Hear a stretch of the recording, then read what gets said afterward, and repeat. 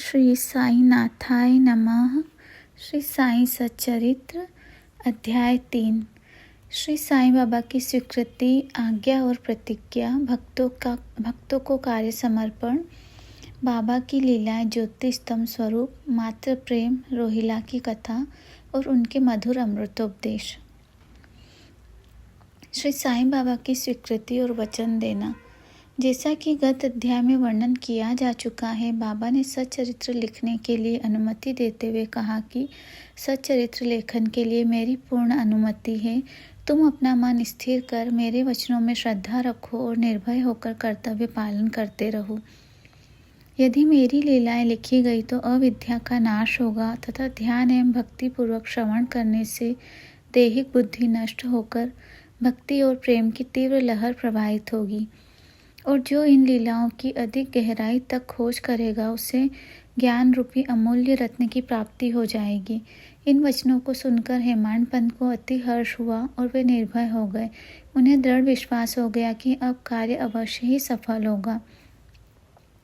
बाबा ने श्यामा की ओर दृष्टिपात कर कहा, जो प्रेम पूर्वक मेरा नाम स्मरण करेगा मैं उसकी समस्त इच्छाएं पूर्ण कर दूंगा। उसकी भक्ति में उत्तरोत्तर वृद्धि होगी। जो मेरे चरित्र और कृत्यों का श्रद्धापूर्वक गायन करेगा उसकी मैं हर प्रकार से सदैव सहायता करूंगा। जो भक्तगण हृदय एवं प्राणों से मुझे चाहते हैं उन्हें मेरी कथाएं श्रवण कर स्वभावतः प्रसन्नता होगी। विश्वास रखो कि जो कोई मेरी लीलाओं का कीर्तन करेगा उसे परम आनंद और चिर संतोष की उपलब्धि हो जाएगी। यह मेरा वैशिष्ट्य है कि जो कोई अनन्य भाव से मेरी शरण आता है और जो श्रद्धापूर्वक पूजन, निरंतर स्मरण और मेरा ही ध्यान किया करता है उसको मैं मुक्ति प्रदान कर देता हूँ।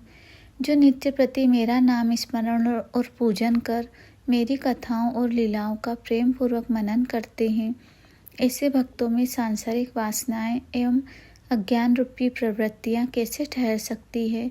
मैं उन्हें मृत्यु के मुख से बचा लेता हूँ।